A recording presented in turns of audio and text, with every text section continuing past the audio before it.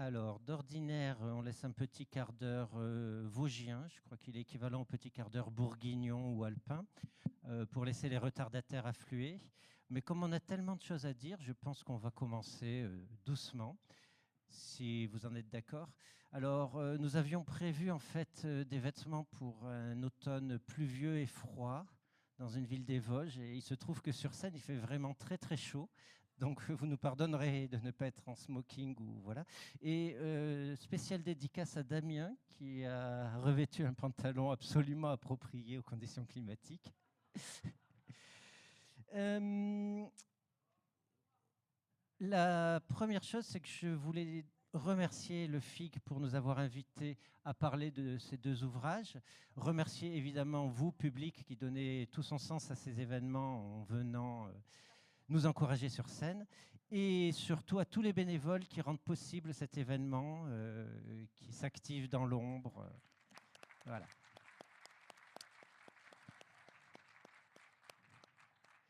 Alors, cette table ronde va tourner autour des cartes témoins de notre monde. Nous allons donc parler des cartes comme témoins. La carte n'est pas le territoire, mais parfois on peut essayer de faire en sorte qu'elle s'approche du territoire. Et il existe pour cela des approches assez innovantes qu'on va évoquer.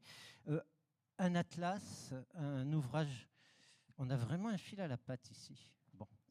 Un ouvrage de les deux ouvrages qui sont affichés ici essaye de travailler notre monde avec une capitale, c'est le monde des géographes, c'est-à-dire l'œcumène, cet endroit que nous habitons. Ils essayent de le travailler un peu à nouveau frais, avec une façon soit très poétique, soit plus, comment dirais-je, factuelle. Et c'est des choix, en fait, des choix cartographiques, des choix d'illustration et des choix de texte qui sont faits. Alors, on m'a demandé un exercice qui est un véritable exercice de funambule. Parler d'un ouvrage auquel j'ai contribué, tout en animant en tant que journaliste le débat avec un cartographe qui a contribué au même ouvrage, qui a contribué à l'autre ouvrage, et puis les trois personnes qui ont également conçu l'autre ouvrage. C'est un peu compliqué comme idée. Je vais donc tenir le crachoir un peu plus longtemps que les autres pour une raison toute simple, c'est que j'ai deux casquettes, une casquette d'animateur et puis une casquette de promoteur d'un livre. Voilà. Alors, je vais rajouter un truc, c'est que comme je ne suis pas géographe, mais juste journaliste, j'ai moins de problèmes avec les conflits d'intérêts. Enfin, je l'espère. Bref, donc le premier ouvrage, je vais parler de celui de nos invités, La France des mille lieues vers un réenchantement cartographique. Donc les textes sont de Damien Deville, ici présent. Les illustrations de Cassandre Le Picard et Juliane Sedan, ici présentes. Et enfin, la cartographie est de Perrin Remonté. Perrin Remonté, qui est aussi funambule que moi, puisqu'il va également devoir parler de l'autre ouvrage à droite, dont conçu la cartographie et l'infographie. Ça s'intitule Notre empreinte sur Terre, des cartes et infographies pour comprendre l'Anthropocène. Le premier ouvrage est paru chez Ulmer, le second chez Armand Collin. Enfin, le premier ouvrage n'est pas encore totalement paru, mais vous avez un privilège unique ici au FIG, c'est de pouvoir l'acheter un peu juste avant qu'il paraisse. C'est ça l'idée. Voilà. Donc déjà, ça vaut le coup. Notre empreinte sur Terre, en revanche, est disponible dans toutes les bonnes librairies de France et de Navarre depuis le 17 septembre dernier. Alors, j'ai fixé une règle pour les tours de parole, pour mémoire, 2 minutes maxi par personne. Je serai intraitable, puis je vais confier à Damien le soin de me superviser si moi-même je déborde d'aventure.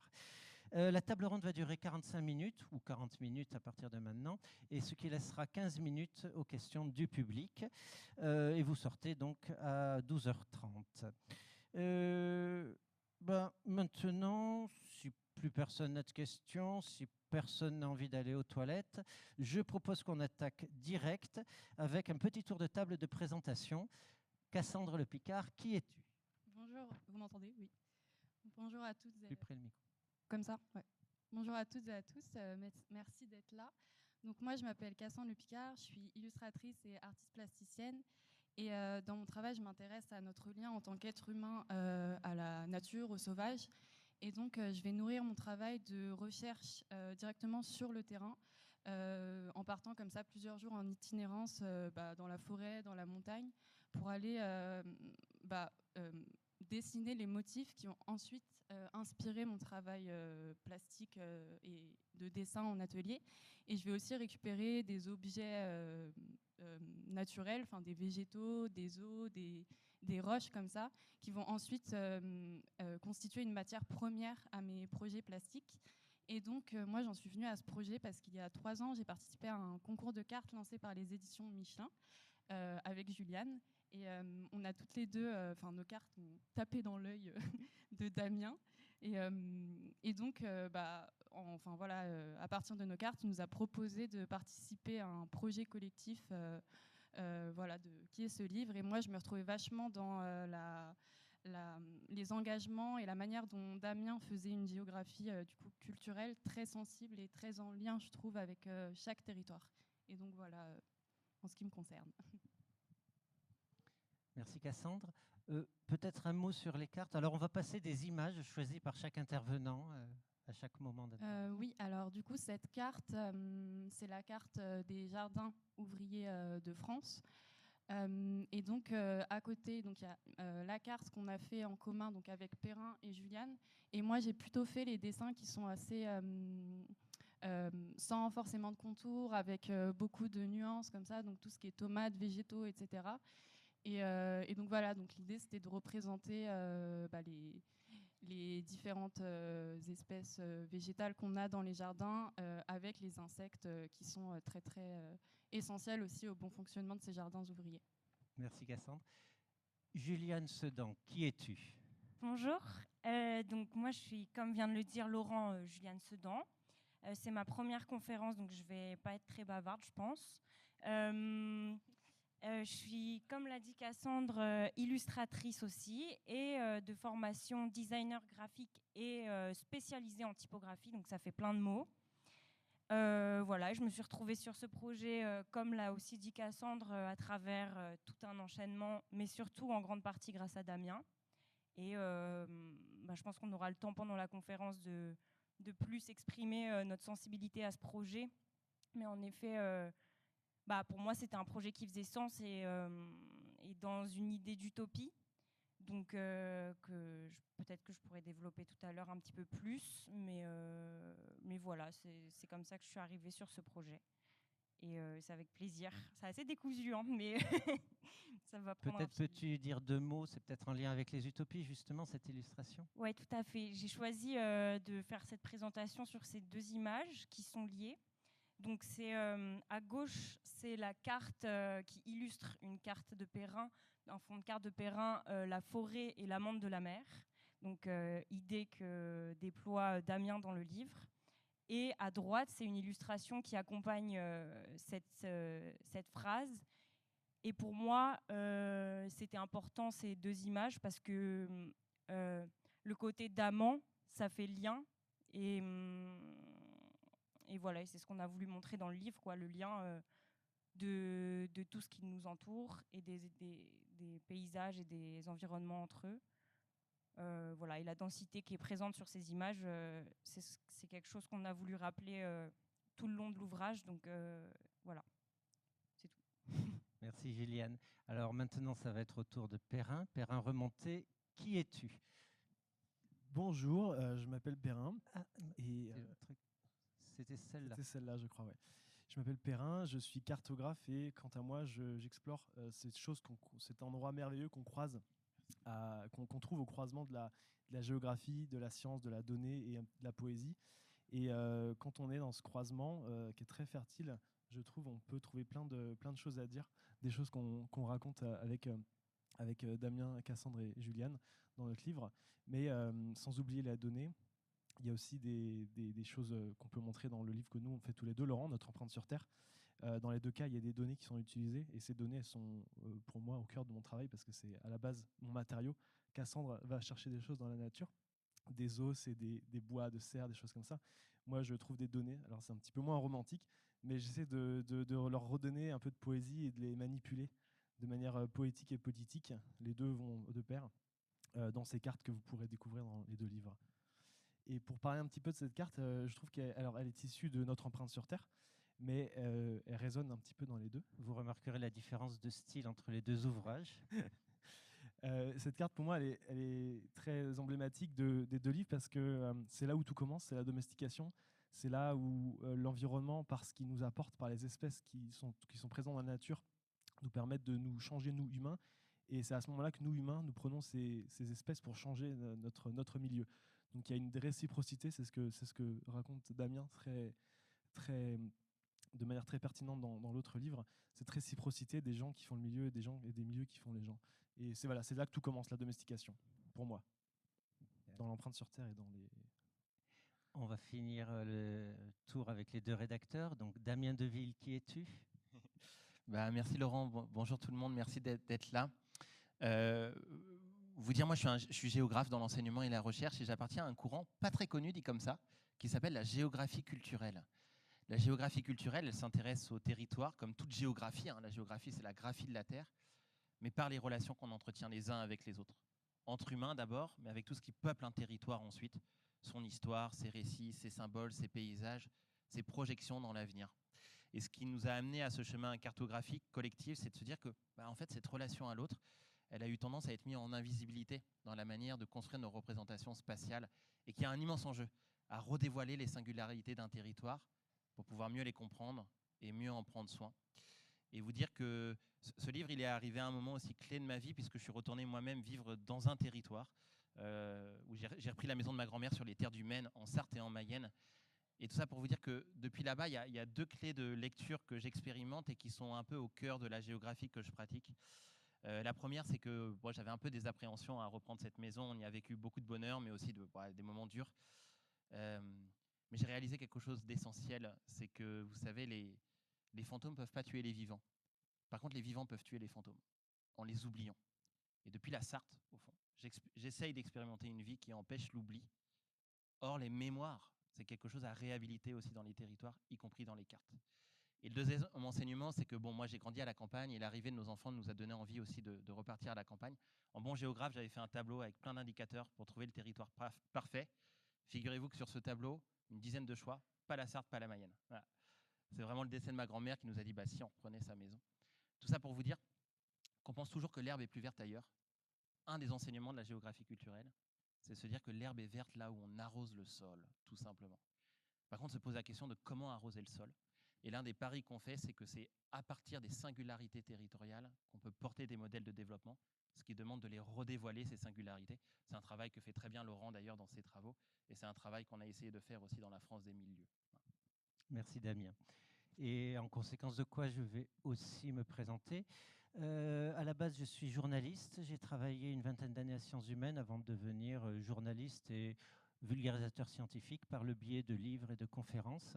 Et je travaille énormément sur la façon dont l'humanité a transformé ses milieux sur le temps long. Alors, je dis que je fais de l'histoire globale. Christian Gratalot a coutume de corriger en disant « Ouais, mais c'est de la géohistoire, en fait. » Bon, peu importe les querelles de spécialistes, nous sommes à l'interface en fait du temps long et de l'agir humain qui lui est très court mais très impactant sur les milieux. Voilà.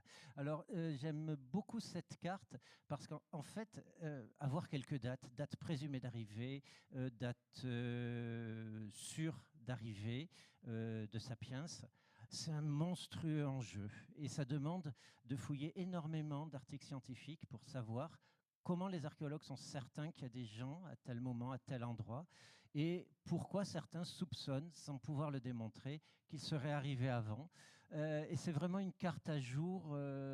Quand je la montre à des spécialistes de telle ou telle zone, en règle générale, ils réagissent en me disant « Ah oui, c'est super que tu aies mis ça parce que personne ne le sait, mais… » 3 points de suspension. Donc voilà, c'est ce travail de passeur en tant que vulgarisateur scientifique que j'aime bien faire entre la science dure, ce qu'elle nous apprend du passé, et également ce qu'elle nous enseigne de ce qu'on peut deviner des limites planétaires, de la littérature autour de l'Anthropocène, et puis le passé donc, des scientifiques vers le grand public.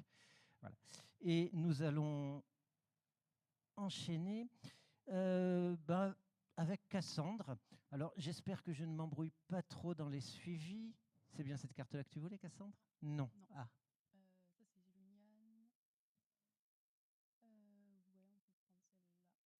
Ouais, on peut prendre celle-là. Peut-être Pardon. Ce sera celle d'après. J'ai monté un peu trop vite. Non, mais c'est peut-être moi aussi. Ça, c'est Juliane. Ça, c'est Juliane. Désolée. C'est dans le désordre alors. Ah oui, bon, on peut prendre ça. Enfin, c'était pas celle-là que j'avais demandé, mais on peut prendre. Attends, on scanne tout. C'est celle-là. Ok. Je suis désolé, vous allez avoir mal aux yeux. Oui. Du coup, c'est. Alors, du coup, oui. Alors, la question, oui, elle était toute bête. J'aurais dû me rappeler. Pourquoi dessiner des animaux sur les cartes? Du coup, oui, donc moi, j'avais pour envie vraiment de me concentrer sur le dessin des animaux sur les cartes, dans cette idée de donner une place, enfin de redonner une place aux vivants et de penser, enfin de montrer qu'un territoire n'est pas essentiellement construit sous un prisme humain, mais que c'est aussi une histoire collective qui se raconte entre différentes espèces et que voilà, on s'est aussi concentré, enfin on a fait beaucoup de recherches aussi pour savoir quelles espèces étaient particulières à certains environnements et souvent endémiques ou voire vraiment emblématiques. Et donc on s'est aussi rendu compte qu'il y avait beaucoup d'espèces qui étaient porteuses de récits, de légendes, de contes. Et notamment, il y a une carte, bon là c'est pas celle-ci, mais c'était aussi pour vous montrer les animaux particuliers à certains territoires, mais il y a une carte de Tahiti qui illustre un conte tahitien entre une princesse. On le verra tout à l'heure. Oui, voilà. Ah bah, tu vas peut-être. Ah bah oui, t'en parles. Et voilà. Et donc il y a une anguille et donc voilà, il y a un animal. Enfin voilà, ça raconte la légende entre la princesse et l'anguille à Tahiti. Et donc voilà, c'était dans cette idée que les animaux sont vecteurs de poésie et que voilà, c'est une manière aussi de regarder les territoires différemment et de créer un lien entre l'être humain et les différentes espèces en fait qui habitent ces territoires. Donc là, c'est un nouveau regard quelque part sur la Nouvelle-Calédonie. Oui, oui. Et donc là, il y a différentes espèces. Il y a le rayé, le tricot rayé, je crois, oui, qui est en fond. Après, il y a les baleines aussi qui ont une aire de reproduction assez précise dans ces mers, enfin, dans cet océan. Et donc voilà, il y a les noctiles aussi. Enfin, c'est à chaque fois des espèces qui sont très présentes dans ces écosystèmes. Et donc l'idée c'était de les mettre en avant et pas forcément de respecter leurs dimensions ou voilà, mais de les laisser aussi s'étaler sur le dessin pour qu'ils prennent vraiment leur place, qu'on leur donne pas forcément. D'accord. Comme on vient d'évoquer Tahiti et qu'on est sensiblement dans une zone culturelle proche ou même dérivée, je propose qu'on cherche cette fameuse carte. C'est celle-ci. Alors, qu'est-ce que tu as à dire sur cette carte? Quel texte, en fait, puisque toi, tu as fait les textes de la France des Mille Lieues, quel texte a accompagné cette carte en lien avec la géographie culturelle, du coup? Oui, alors le texte qui accompagne cette carte, c'est tout simplement le conte fondateur des sociétés polynésiennes, qui est lorsque la princesse Ina, de mémoire, rejoint le demi-dieu Maui, qui le protège d'un mariage qu'elle ne veut pas. Et ce faisant, elle se met à planter ce prince qu'elle ne veut pas, qui a été finalement tué par le demi-dieu dans la terre, et ça laisse pousser les cocotiers. Voilà. Cocotiers qui sont à la base des systèmes éco-agronomiques des sociétés polynésiennes. Mais ce qui était intéressant dans cette carte, c'est que pour moi, elle reflète bien un peu les trois hypothèses qu'on a voulu donner au livre, qui crantent un peu cette géographie culturelle. On retrouve bien ces trois hypothèses dans cette carte. La première de cette hypothèse, c'est que vous savez, un territoire est toujours le produit de son historicité, et que pour comprendre les enjeux qui le traversent aujourd'hui, il faut remonter les pages de l'histoire. Ça peut paraître bête comme tout dit comme ça, mais histoire et géographie ont eu tendance à divorcer au fil du temps. Il y a un immense enjeu à réconcilier ces deux disciplines. Et vous savez, quand je parle de l'histoire des territoires, je parle aussi bien sûr de l'histoire écologique des territoires, puisque ce qui caractérise en partie les sociétés contemporaines, c'est qu'on a perdu la conscience des lieux, on a perdu le sentiment géographique qu'on vit. Voilà, on vit en Auvergne sans connaître les volcans, on vit chez moi sur les terres de l'Ouest sans connaître le bocage, on vit parfois à Tahiti sans connaître les contes fondateurs des sociétés polynésiennes. Deuxième hypothèse de la géographie culturelle, c'est cette belle phrase qui vient d'Augustin Berck. Augustin Berck, il n'est pas très connu du grand public, mais je peux vous dire qu'en géographie culturelle, c'est quelqu'un de très important. Vous voyez Yoda dans Star Wars? Augustin Berck, pareil en géographie culturelle. Et il a cette très belle phrase, il dit « L'aide se crée en créant son milieu ». L'aide se crée en créant son milieu. C'est cette idée de se dire, en habitant un territoire, on le modifie, et que dans cet exercice même de modification, on se change en retour. On change nos projections, nos manières d'être, nos manières de penser l'avenir. Et par extension, ça ouvre une question citoyenne majeure qui est de se dire comment on peut aménager, représenter l'espace pour changer le cœur de l'humain et vice-versa. Et enfin, il y a une troisième clé, la géographie culturelle, très rapidement, et je m'arrêterai ici. C'est cette idée de se dire qu'un territoire, avant d'être une approche politique ou technique, SCOT, PLU, agencement des compétences, c'est avant tout un corps en mouvement dans un lieu. Et tout ce que fait ressentir ce corps en mouvement dans un lieu, c'est le grand géographe Jean Delvert qui disait ça, un géographe pense en marchant. Voilà, cette phrase est magnifique. Et dès lors, ça permet de réinviter le sensible, les contes, la poésie, tout ça dans nos manières de pratiquer l'espace. Et entendez-moi bien, hein, ramener le sensible en géographie, ce n'est pas simplement un exercice de plume pour les géographes, ou se faire plaisir en tant que lecteur, lectrice quand on lit. Ça a l'immense intérêt citoyen de redévoiler, de repeupler nos mondes, de repeupler nos territoires, de remettre en carte tout ce qui a été voilé dans l'entreprise contemporaine finalement, et qui demande d'être dévoilé pour faire face aux enjeux contemporains. Voilà. Et cette carte, c'est exactement ça, elle est à la jonction, vous voyez, à travers l'exemple de Tahiti, de ces trois grandes hypothèses de la géographie culturelle. Merci Damien. Et en complément donc des textes de Damien et puis de la supervision un peu des sujets, Juliane, tu as travaillé, tu as fait office de directrice artistique de cet ouvrage La France des milieux. Qu'est-ce que tu as apporté comme intention? Et puis tu vas m'aider pour trouver la bonne image. C'est bon, c'est celle-ci. Alors, c'est une question qui est assez difficile parce que du coup, ça porte sur les intentions imagées et il faut que j'arrive à le mettre en mots. Mais l'exercice de la carte, donc c'était une première un peu pour moi quand même et pour nous. Et ce qui m'intéressait aussi, c'était l'idée que la carte, en fait, on regarde beaucoup les contours d'une carte. Et donc, on regarde la possession quelque part. Et comme le dit Damien, ce qui était intéressant, c'était de dévoiler l'intérieur, la densité qu'il y a à l'intérieur d'une carte. Et c'est là où Cassandre et moi, on s'accorde quand même assez bien dans nos pratiques et dans nos techniques visuelles. Là où Cassandre, elle va venir avec un trait beaucoup plus humide et dans le détail et dans, comme les illustrations que vous avez pu voir juste avant, où on va être sur des gros plans, sur les animaux qu'elle travaille. Voilà. Et moi, je vais plus venir dans les paysages, donc partir du gros plan pour montrer une densité à travers des détails. Et donc ces deux approches-là, elles permettent de dévoiler aussi tous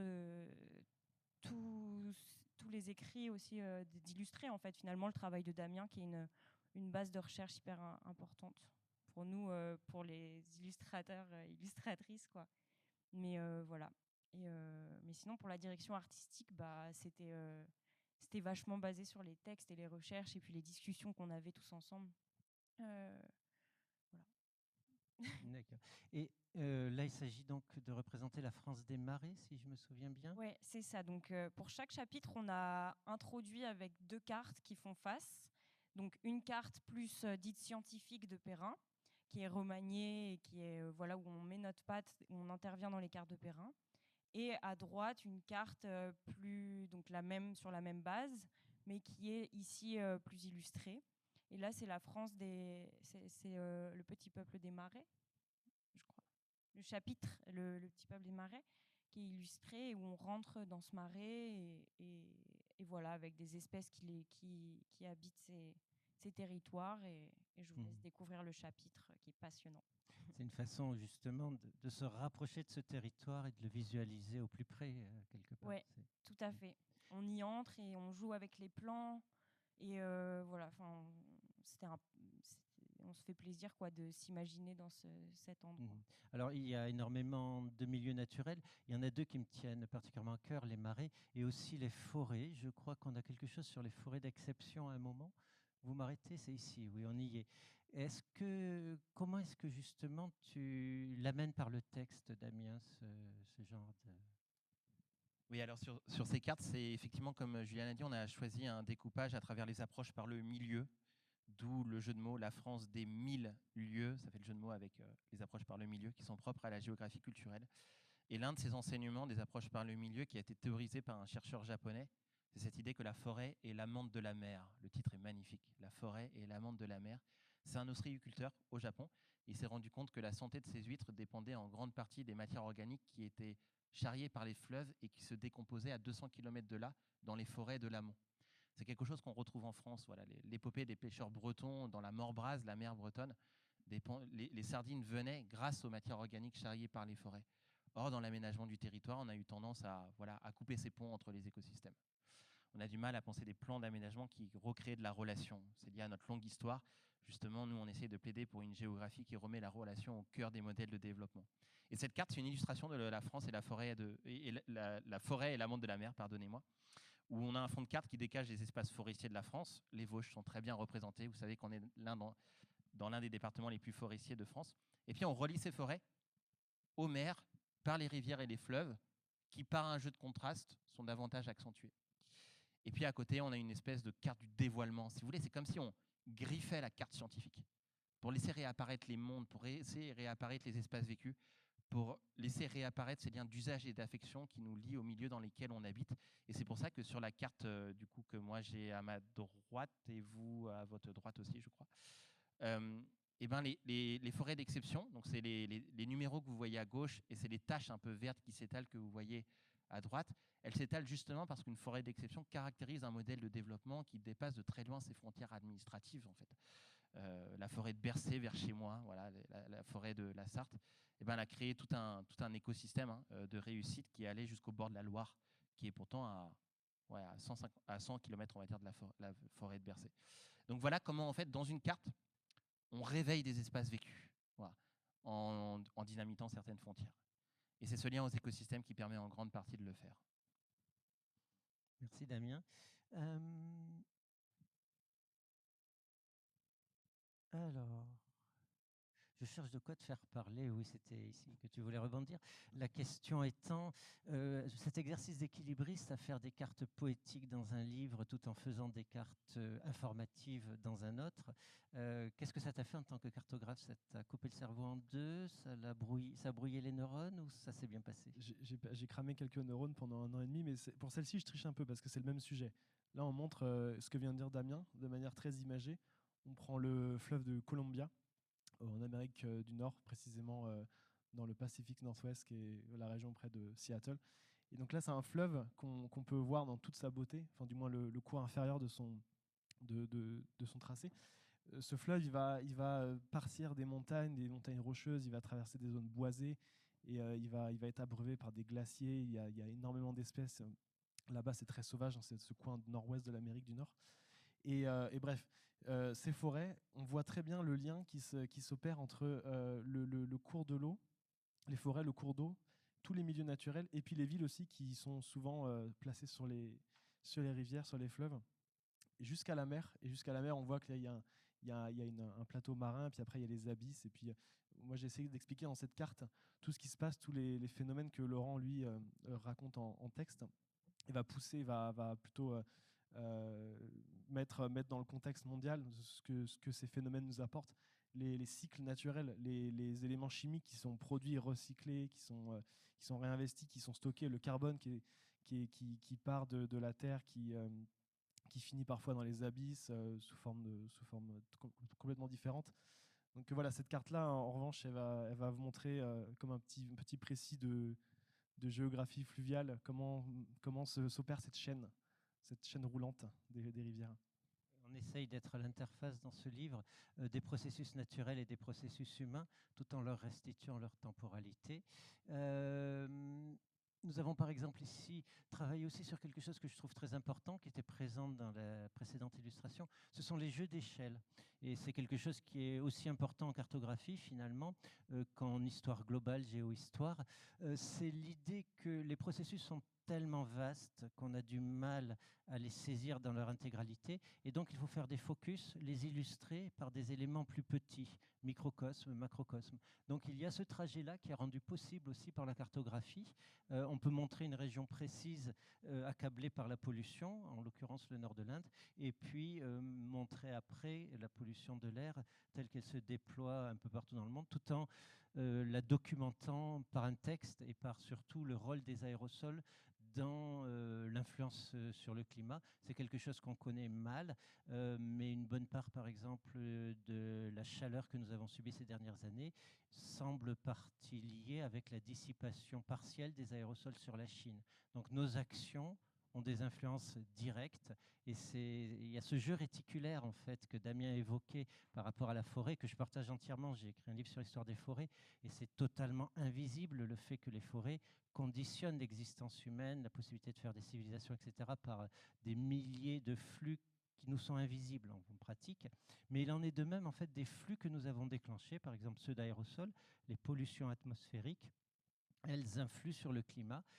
Elles tuent des gens parce que c'est pas bon de respirer la plupart de ces aérosols, mais elles nous protègent également partiellement du réchauffement climatique. Et quand on les enlève, ça va mieux pour la santé des gens, mais en pratique, on subit en contre-coup une accélération du changement climatique. Donc ce sont des paramètres qui sont généralement ignorés des décideurs, mais qui sont cruciaux à comprendre pour des décisions citoyennes et souveraines sur ce qui nous attend désormais. On va continuer justement en rebondissant sur ce que disait Cassandre tout à l'heure des animaux. Du coup, on se pose la question conséquemment, quelle place pour les humains dans les cartes? Et par rapport à l'image, tu vas me corriger. Oui, c'est bon, celle-là. Oh, quelle chance! C'est vrai que justement, par rapport aux humains, il n'y en a pas beaucoup dans les cartes. Avec Juliane, je pense qu'on s'est peut-être mise d'accord tacitement finalement de très peu représenter les humains, et les peu de fois où on les évoquait, c'était vraiment d'une manière voilà, avec un graphisme très spectral, presque des silhouettes fantomatiques qui suggèrent plutôt une présence passée, un lien qui n'est malheureusement plus à la terre, aux animaux, et un truc, enfin quelque chose de très étroit avec la nature, et qui voilà, qui n'est plus, mais qui perdure quand même dans les consciences, dans cette idée que aujourd'hui l'être humain est très dissocié des environnements sauvages, et que voilà, que apercevoir un animal dans son environnement sauvage, c'est devenu très très difficile. Enfin, faut aller chercher, faut aller faire de l'affût, etc. Et il y a quelque chose de presque magique en fait. C'est un peu une chance quand on aperçoit un animal sauvage. Donc voilà, c'était dans cette idée que on est complètement dissocié de notre environnement. Merci Cassandre. Et je vais rebondir justement sur la présence humaine avec Juliane. Malgré tout, une carte, c'est des frontières, donc c'est quelque chose de purement humain, et nous modelons notre milieu. Donc est-ce que finalement l'humain, on ne le voit pas en creux dans les images que je ne retrouve pas? C'est pas grave. Mais oui, c'était celle-ci. D'accord. Mais oui, c'est vrai que c'était... Mais en fait, c'est assez naturel le fait qu'avec Cassandre, dans notre travail en général, on représente rarement la figure humaine, aussi parce que nous, en tant que lecteurs humains ou spectateurs d'une image, on va avoir tendance à analyser différemment quand on voit une représentation d'une figure humaine en fonction de plein de stéréotypes qui vont y être associés. Et du coup, c'est délicat, alors que de dessiner un cheval, par exemple, ici... on voit avant tout un cheval plutôt que... donc bon.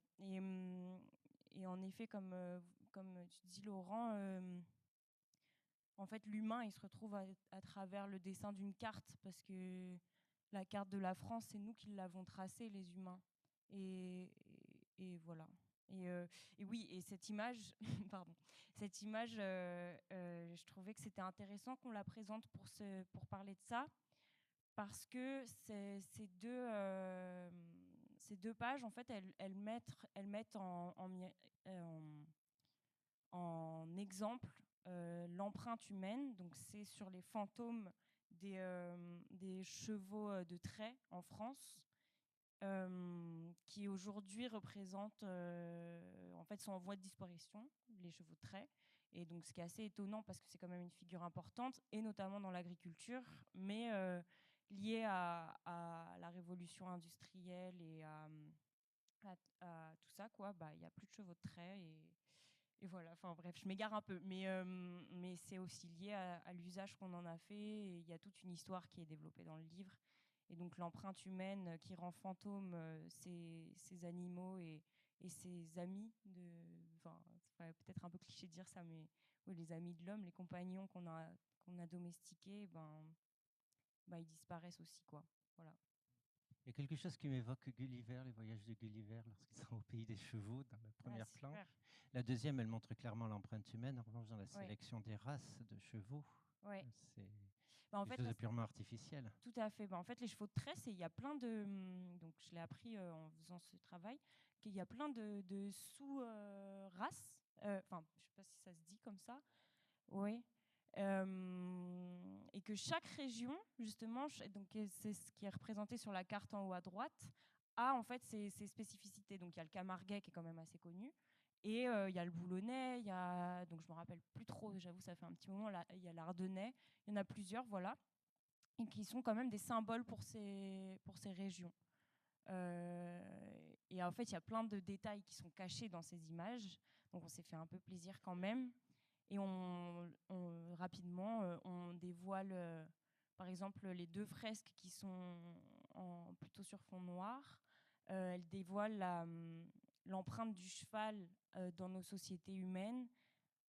Par exemple, le cheval de sport, le cheval de... Enfin voilà, en quoi on a fait l'usage de cet animal. C'est très bizarre de dire cette phrase, mais d'utiliser un animal. Mais voilà, donc il y a cette mémoire-là qui est illustrée aussi. Et tout ça, ça revient à la première carte de la domestication finalement. Ouais, carrément. Et vas-y, je te laisse. Non, voilà. J'aurais une question pour Damien, en fait. En tant que rédacteur, ça n'a pas été trop dur avec deux illustratrices et un cartographe, parce que je t'avoue que déjà rien qu'avec un cartographe par moment. Oui, c'est une bonne question. Non, au contraire, c'était vraiment une volonté de notre part. C'était par rapport aux trois hypothèses de la géographie culturelle que je vous citais tout à l'heure, il y a eu l'envie de proposer un vrai glissement, c'est-à-dire d'aller vers une sorte d'interdisciplinarité au sens radical du terme, et de puiser autant dans des savoirs scientifiques que dans des savoirs symboliques et oniriques, ce dont on a besoin, je pense, pour représenter pleinement nos conditions d'appartenance à un territoire. Voilà, ça, c'est une idée aussi qu'on a voulu travailler. Il y a Nkrumah, vous savez, un indépendantiste ghanéen qui avait cette très belle phrase. Il disait « On n'est pas africain parce qu'on a grandi en Afrique, on est africain parce que l'Afrique grandit en nous ». Voilà, la phrase est magnifique. Moi, j'aime bien cette phrase parce qu'elle peut marcher pour chaque type de territoire. En fait, on appartient à un territoire, non pas parce qu'on a 3 générations au cimetière, mais parce que ce territoire nous inspire au quotidien et qu'on a envie de le porter. Ceci étant dit, l'appartenance, ce n'est pas un chemin tout rose, en fait. C'est un véritable champ de bataille, c'est un tiraillement intérieur, au fond. Entre, vous savez, le territoire tel qu'on l'imagine, tel qu'on le fantasme et tel qu'il est vraiment, entre les amis qu'on souhaite et les amis qu'on a, entre les épopées dont on rêve pour notre propre vie et nos gestes quotidiens qui sont finalement très, très anodins. À mon avis, c'est dès qu'on ressent ce tiraillement qu'on appartient vraiment à un territoire. Vous savez, ce tiraillement, c'est ce sentiment qui nous fait dire tous les jours, ce territoire, j'ai envie de le porter jusqu'à ma mort, et qui nous fait dire tous les jours, qu'est-ce que je fais là? Demain, je pars. Appartenir, c'est tous les jours aimer, et c'est tous les jours trahir. C'est ça l'appartenance à un territoire. Et ça devient important de le remettre en mots, et je pense de le remettre en carte, car j'y vois aussi, c'est un peu ce que montre cette carte de la Bretagne, elle montre plein de choses, cette carte, mais moi j'y vois aussi, dans cette mise en mots des tiraillements qui conditionnent l'appartenance, des chemins de la réconciliation à l'échelle des territoires. Et quand on sait à quel point la société française est polarisée aujourd'hui, je me dis que Dieu sait si c'est nécessaire de miser sur des symboles partagés. Et je fais le pari que c'est à l'échelle des territoires qu'on peut redévoiler ces symboles partagés. Je vais en profiter pour prolonger. Tu as quelque chose à dire, mais... Juste pour répondre aussi à ta question, je pense que en fait, la création et la réalisation de cet ouvrage, c'était tout le long du processus créatif. Donc, que ce soit l'écriture, le dessin, la cartographie, ça naissait de discussions, en fait. Et c'est comme ça que le livre s'est construit beaucoup, plus qu'un leader. Et je pense que voilà. Et du coup, c'était chouette d'avoir tous nos regards, comme vient de le dire Damien. et de construire le livre de cette manière-là.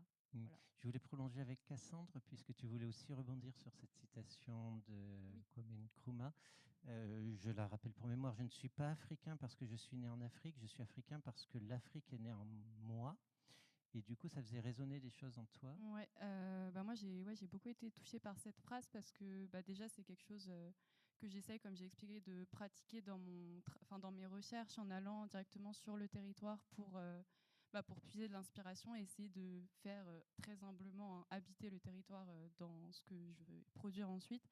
Et c'est aussi une phrase qu'on retrouve beaucoup, qui résonne beaucoup, je trouve, avec différents artistes de l'histoire de l'art et beaucoup aussi les impressionnistes. Par exemple, exemple de Cézanne, très connu, mais qui a peint maintes et maintes fois la montagne Sainte-Victoire et qui a fini par la faire habiter sur sa toile et par la magnifier en quelque sorte, la célébrer d'une certaine manière.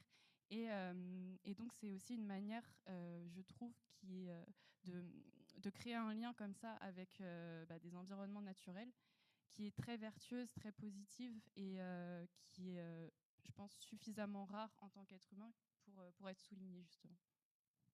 Merci beaucoup. Alors,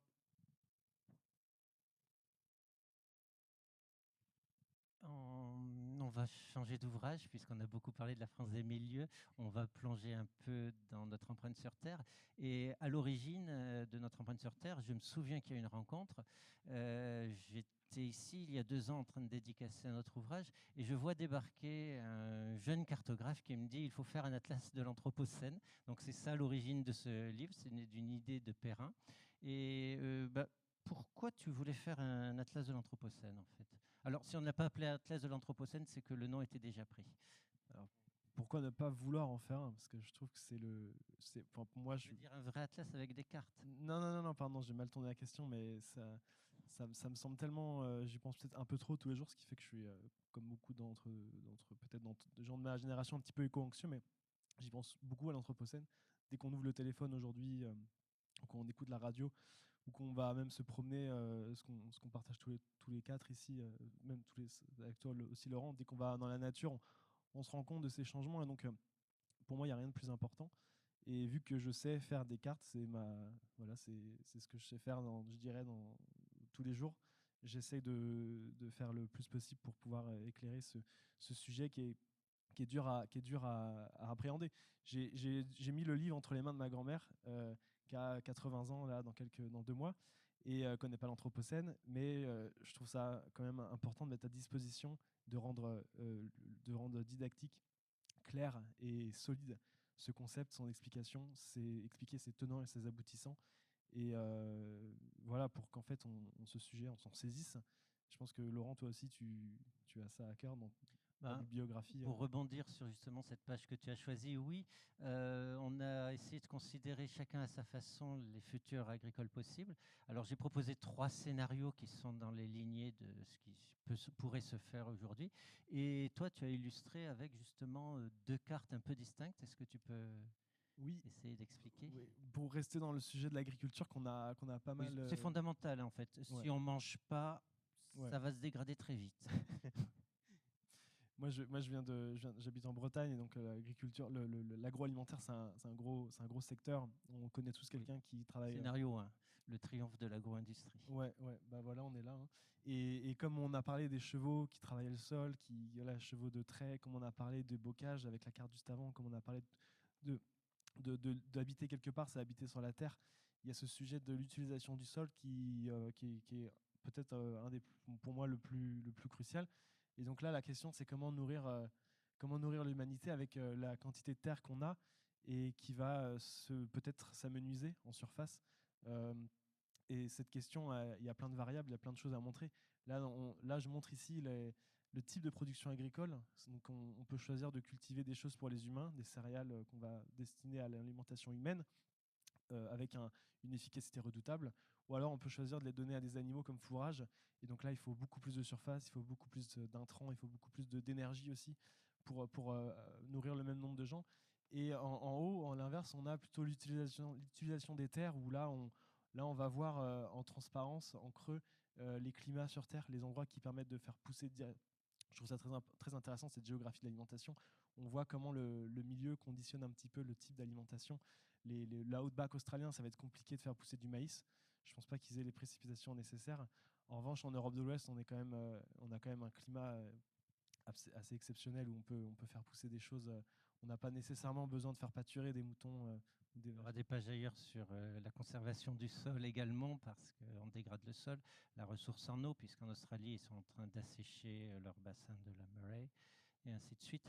Et donc, effectivement, on va pouvoir naviguer d'élément en élément pour en arriver progressivement. Alors ça, c'est quelque chose que j'aime bien aussi. J'ai beaucoup travaillé sur les ressources des grands fonds marins. Vous savez que la France plaide aujourd'hui pour un moratoire parce qu'elle n'est pas prête à l'exploiter, en fait, hein, tout simplement. Alors que d'autres pays le sont, notamment le Canada, les États-Unis, probablement la Chine. Et on sait que ce serait quelque chose de, pour le moins, très aléatoire parce qu'on ignore complètement comment fonctionnent les grands fonds marins.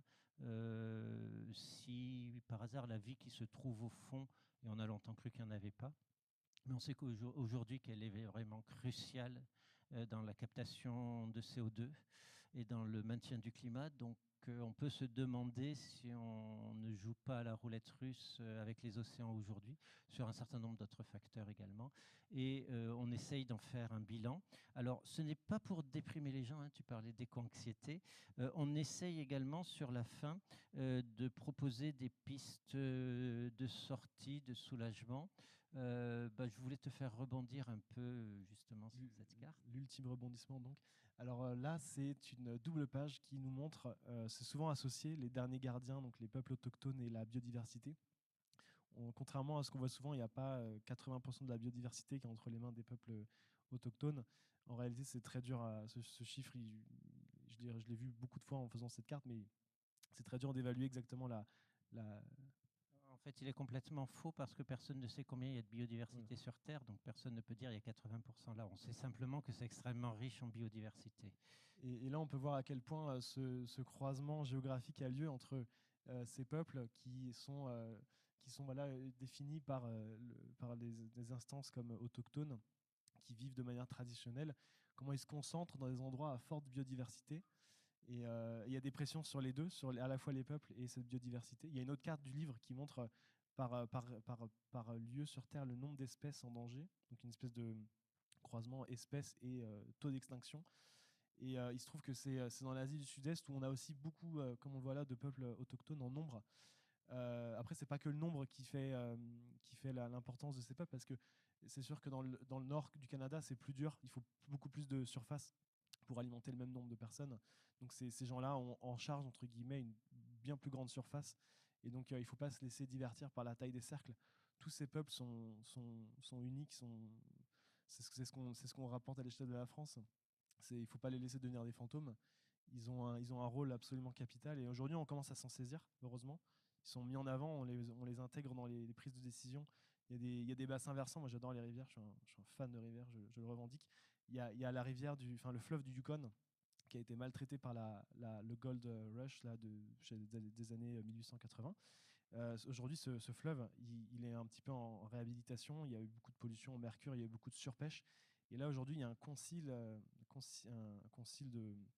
peuples premiers de cette région-là qui font tout pour sauvegarder ce fleuve dans lequel ils pêchaient jusqu'à peu encore des saumons par centaines extrêmement gras, qui étaient une source d'alimentation première. Et aujourd'hui, tout est un petit peu déréglé, quoi. Mais on les réintègre dans la boucle et ça, c'est positif. Merci, Père.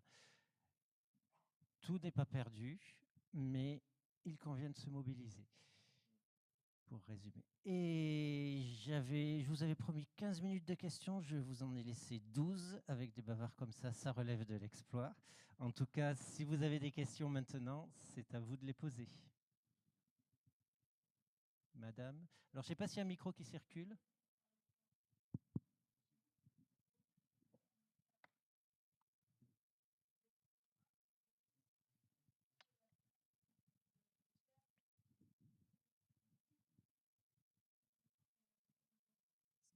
C'est là où Laurent intervient et qui... Cette carte, c'est une des deux où j'ai fourni vraiment les données. parce qu'elle n'existait pas la première fois que je me suis préoccupé de ce sujet. C'était à la fin des années 2010. J'ai dirigé un dossier pour Sciences humaines sur les peuples premiers et j'ai demandé à Irène Bélier, qui est une grande spécialiste des peuples autochtones, si on avait des cartes. Elle m'a dit non, mais on a des données. Donc j'ai traduit les données en cartes. Je me rappelle, je m'étais dit au début, ça va me prendre 3 jours. Ça va plus 3 semaines, vraiment 10 heures par jour, mais j'y suis arrivé. Et du coup, c'est une carte maintenant qui a souvent été reprise et qui circule. Voilà. Effectivement, quand on fait une carte, on fait des choix et il y a un compromis à faire. Voilà, ouais, très juste. Alors, je me rappelle également au début sur les réseaux sociaux, elle avait été très très bien reçue. Et puis il y avait plein de gens qui commençaient à arriver en disant ah ouais, mais il a oublié tel peuple et tout, parce que j'avais classé par nombre, par importance, quoi. Et j'avais des remarques du style ouais, mais t'as oublié mon préféré. Alors je disais eh, c'est des êtres humains, hein. C'est pas des Pokémon. Voilà. Et très vite le débat est devenu un peu surréaliste et ça a été aussi le moment où je me suis détaché des réseaux sociaux en me disant mais c'est n'importe quoi. Voilà. Vraiment, les gens s'attardaient sur des traits purement esthétiques ou d'ailleurs fantasmés la plupart du temps par rapport à voilà, penser que les peuples autochtones n'avaient pas d'impact sur leur environnement, c'est complètement faux. Ils le modèlent. En revanche, voilà, ils le modèlent de façon beaucoup plus durable que nous et parfois même assez souvent, ils réinjectent de la biodiversité née de leurs interrelations avec le milieu. Et c'est ça qui est aussi intéressant à prendre en compte et à trouver une source d'inspiration, ce que dit l'ONU. Une autre question? Oui, bah monsieur.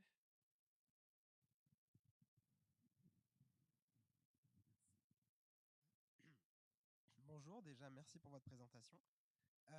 J'avais une question concernant les cartes qu'on retrouve dans la France des milieux notamment. C'est des cartes qui sont, je trouve en tout cas, très graphiques, voire... pardon. Ok. Je trouve que c'est des cartes qui sont très graphiques, voire assez artistiques en un sens.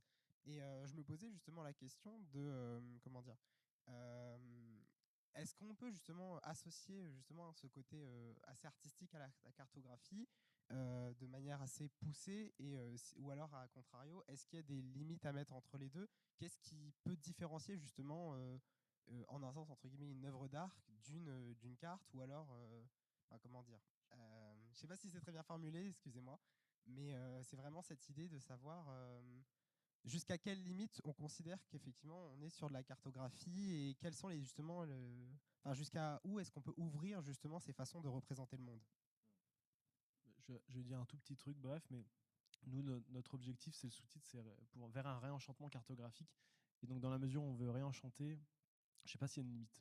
Je sais pas s'il y a une limite à l'enchantement. Donc, on est allé à 100%, on a mis full steam et c'est parti, quoi. Mais Et je voulais juste ajouter aussi que je pense que les illustrations, elles apportent aussi des données et c'est pas purement artistique.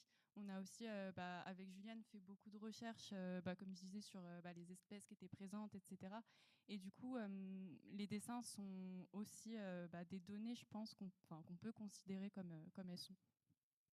Ouais, tout à fait. Moi, je conclurai parce que votre question, au final, elle est assez pertinente, mais aussi, ça questionne tout simplement c'est quoi une œuvre. Et les cartes, ça peut être des œuvres en tant que telles aussi. Donc nous, notre travail artistique, au final, ça questionne qu'est-ce que c'est l'art. Et là, je vous mets au défi d'y répondre. Donc voilà, au final... il y a un spectre de cartes. Il y a des cartes 100% efficaces et scientifiques. Et de l'autre côté, il y a peut-être nos cartes. Et entre les deux, dans l'histoire, il y a eu une espèce de glissement. Les premières cartes, les premiers portulans, les cartes du XVI, XVIIe étaient très illustrées. Et je pense qu'à l'époque, on ne se posait pas la question parce que c'était la carte unique. Et aujourd'hui, nous, on propose ça, mais effectivement... Tout à fait. Puis il y a aussi l'idée du récit. Et je pense qu'à ces périodes-là dont tu viens de parler, comme les gens voyageaient beaucoup moins qu'aujourd'hui dans notre période de mondialisation et d'images, de réseaux sociaux, tout ça, on se figurait moins les choses. Donc nos données, c'est ancré, la carte, c'est ancré dans le géographie, le scientifique barbant. Je rigole. Mais, et nous, en fait, on vient juste traduire, comme a dit Cassandre, les données dont nous parlent Perrin et Damien en fait, on vient les traduire en images et en dessin, quoi. Mais c'est les une rend forme de langage aussi, et qui, est-ce que ça fait art? Je sais pas, mais une donnée, ça peut faire art. Voilà. Merci Oui. beaucoup en tout cas. Peut-être pour ajouter quelque chose très rapidement, effectivement, tous les dessins sont adossés à des clés de lecture de la géographie culturelle qui sont robustes, qui se font consensus dans la communauté des pairs, comme la forêt et l'amande de la mer, et d'autres. Et après, c'est des choix d'auteurs, d'artistes, d'illustrer ce message de la géographie culturelle de telle ou telle manière. Mais votre question me fait penser aussi à une anecdote. Ce livre, c'est 1 an et demi de travail à 4, mais c'est vrai que moi, j'ai théorisé un peu j'ai, à ma modeste échelle, essayé de théoriser pendant 3-4 ans comment on pouvait refaire des cartes aux clés de lecture de la géographie culturelle. Et au tout début de la réflexion, je présente ça à l'un de mes collègues à la Sorbonne. Et il me dit, mais tu vois, Damien, à l'époque des explorateurs, à l'époque du Moyen-Âge, on mettait en onirisme dans les cartes ce qu'on ne connaissait pas. Vous savez, ces monstres marins dans les océans, c'est parce qu'on connaissait mal les océans. Voilà. Et il me disait, maintenant, on connaît tout.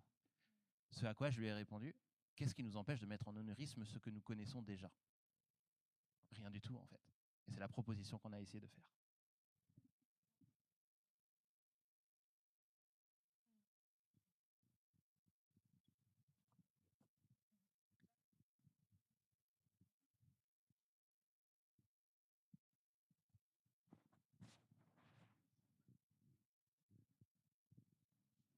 Merci.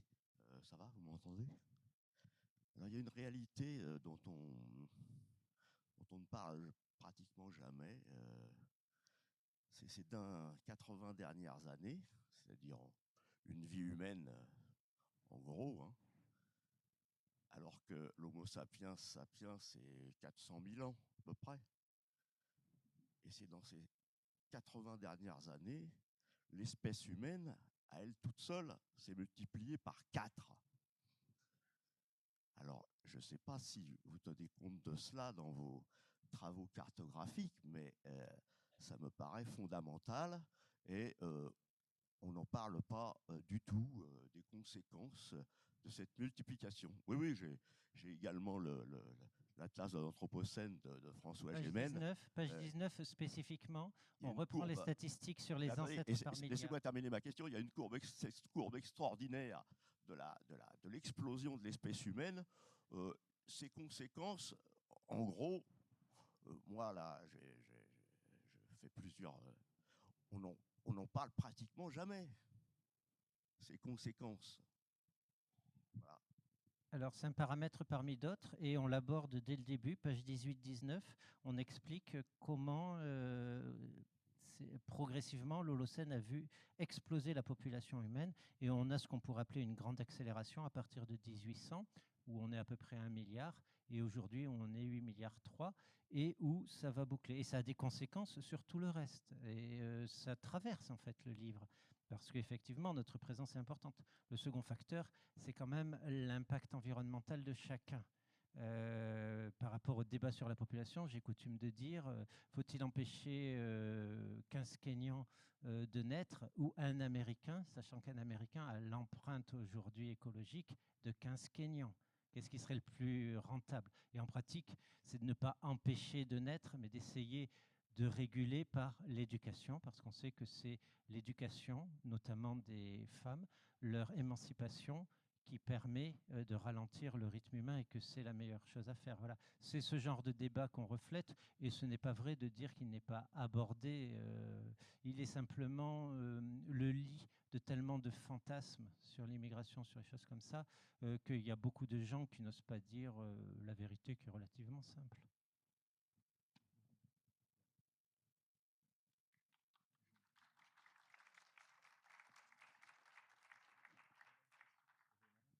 Il y avait une dernière question.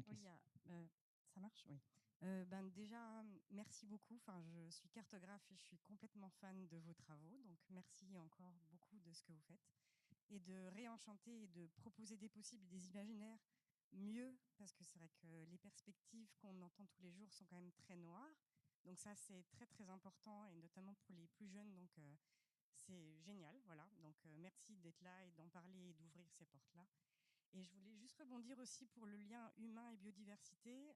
J'ai vu récemment un documentaire très chouette sur l'humanisation des humains et qui s'appelle Compostez-moi sur Arte. Je vous invite tous à le voir, il est génial. Et donc voilà, c'était juste pour faire ce petit lien hors géographie, mais qui compte aussi entre humain et biodiversité. Merci. Pas que, c'est vraiment aussi mettre le corps le plus naturellement possible pour participer au vivant dans la terre et de continuer à vivre aussi avec tout ce qu'il y a en biodiversité, les champignons, tout ce qui se passe et tout ce qui est très important pour continuer à vivre sur une planète vivante. Et du coup, de nourrir nous-mêmes les choses et pas que profiter des consommer les ressources. Voilà. Donc pour rendre ce qu'on mange, en fait. Voilà. Merci. Ce qui implique de manger bien, parce que si on est un bioaccumulateur de diverses pharmaceutiques, mais aussi pesticides, PFAS et ce genre de choses. Alors, nous avons promis d'évacuer la salle dans les temps, donc je crains qu'il ne reste plus beaucoup de temps pour les questions. En revanche, j'ai une excellente nouvelle. Nous faisons tous des plages de dédicaces cet après-midi sur les stands de nos éditeurs respectifs. Ulmer pour la France des Milieux, Armand Collin pour Notre empreinte sur Terre, de 15h30 à 17h30 pour moi. Je ne sais pas si vous avez les mêmes horaires.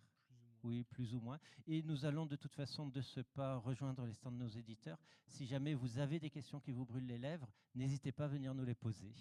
Et je propose également une balade histoire des forêts demain au col de l'As. C'est sur le programme à 9h pour ceux qui ont envie de se lever un peu tôt pour une balade vivifiante dans l'histoire des forêts. Je vous y invite. Je ne sais pas si vous avez des actus également pour ce festival. Je serai absolument présent. Merci Laurent pour l'animation. Merci à vous. Merci à vous.